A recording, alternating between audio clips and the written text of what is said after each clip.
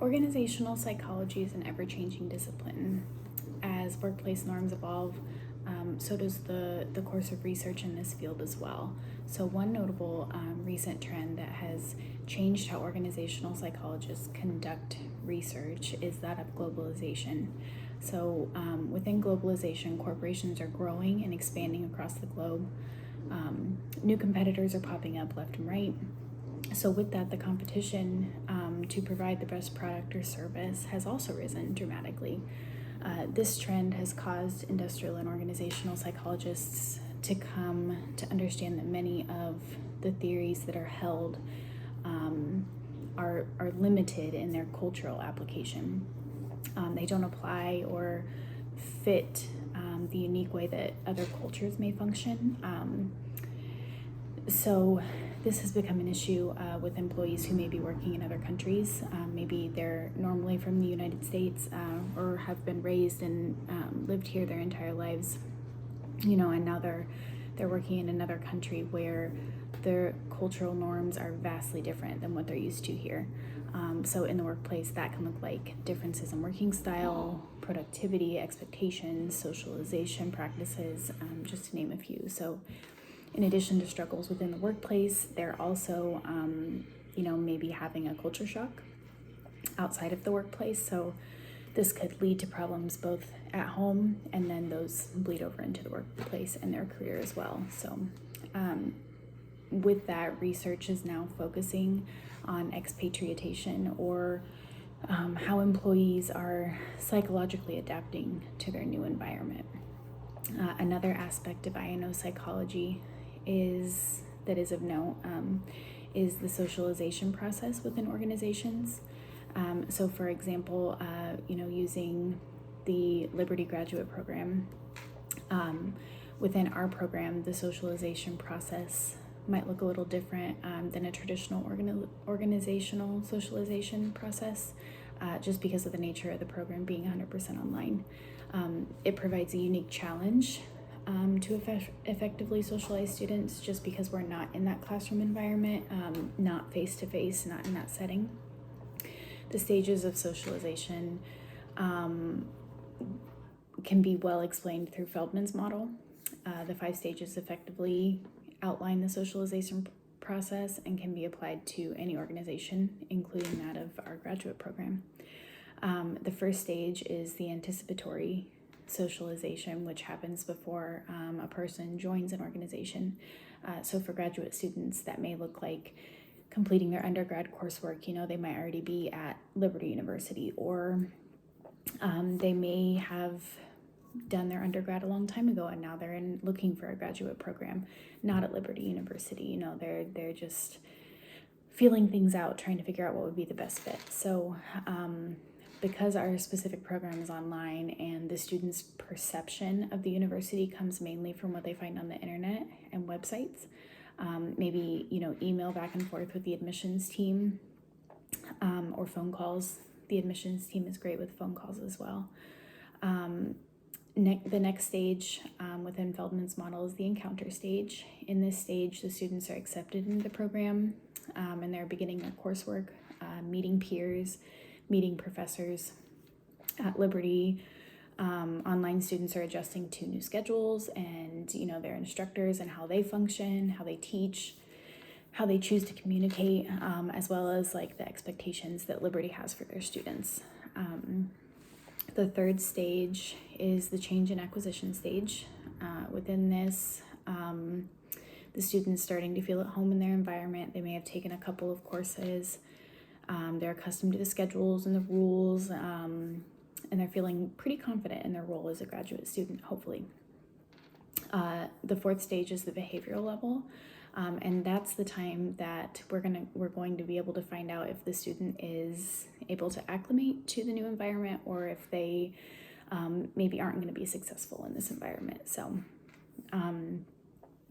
one thing that Liberty does offer for students that might be struggling would be the one-on-one resources that we have as far as writing,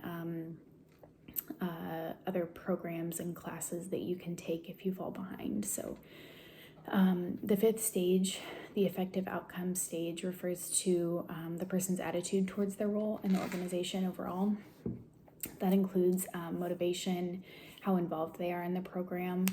So at Liberty, there are many different organizations offered to online students, as well as opportunities to remotely connect with fellow classmates outside of the classroom. The Liberty University graduate program overall does a wonderful job of enveloping students in their program and providing communication and socialization opportunities for students. In addition to understanding the organizational socialization process, I&O psychologists are also tasked with helping companies understand the work-family conflict. And the work-family conflict is a topic that's of major concern right now for much of the working population.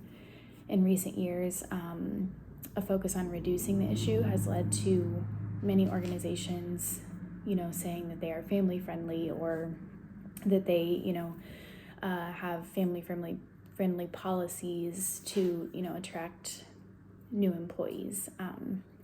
These organizations have put policies in place that make it easier for employees to balance their work and home life. Some examples of that might include on-site daycare, exercise facilities, pet care, the ability to flex time throughout the week, work from home options, and then additional help with other things like childcare or elder care as needed. In addition to that, many companies are changing or adapting roles to better suit their individual employee needs. So as each employee is different, this can look like, individualizing certain aspects of the job so that that balance can be met for each employee. Sometimes achieving that balance can look like integration of work and family. So, somebody might want to take their computer home and answer emails at home at night with their family. But for other people, some employees don't want that integration. They function better and work better if family and work are kept apart and at a distance. So discovering what works for each employee is critical in helping them to maintain that balance. In doing this, organizations are better able to foster positive work environments. They reduce turnover, attract high quality talent to the organization as well. So while attracting that high quality talent is a wonderful goal, helping the talent reach their full potential is also important. So that's where performance assessments come in. Performance assessments are necessary and critical to any organization. In order for the organization as a whole to function effectively, every employee has to perform at their best. So proper evaluation of employee performance is super important. But it can be challenging due to the varied natures of roles within each organization. So an effective performance assessment, needs to include certain dimensions to be comprehensive and to best evaluate performance. That being said, first and foremost, the performance evaluation has to determine an employee's ability to perform the tasks of the job. So it's also extremely important that we evaluate interpersonal behaviors within the workplace, as that's an aspect of an employee's work life that has a really big effect on their performance within the workplace. In addition to that, evaluating what somebody does in their downtime, what their behaviors are, how they spend their time outside of the workplace might be necessary as well, because those can bleed over into the workplace and affect job performance. Finally, having an understanding of unsafe employee behavior within the workplace is vital to gaining a truly comprehensive understanding of performance.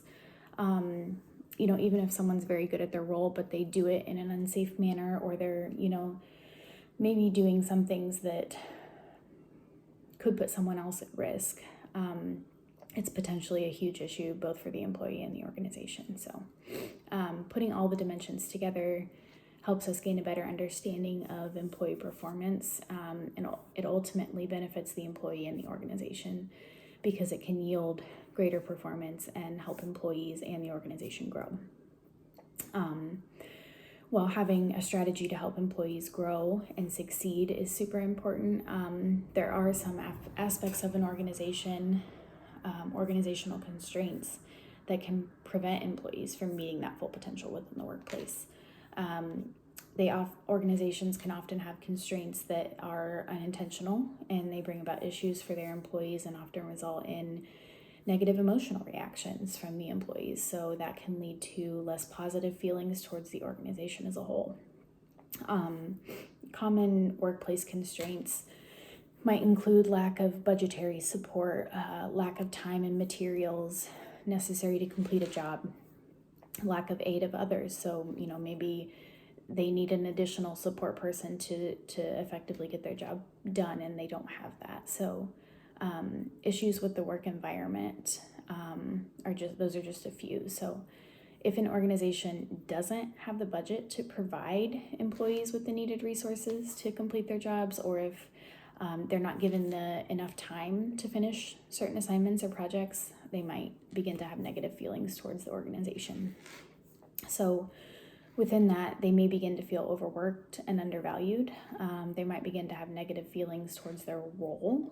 So this can lead to counterproductive behaviors in which employees may become careless with their work. They might not put in the effort that they used to because they feel discouraged, knowing that they can't keep up, or that they can't meet their goals because they aren't given the tools to do so. So it can lead to lower performance and ultimately affects the organization as a whole in a negative way as well.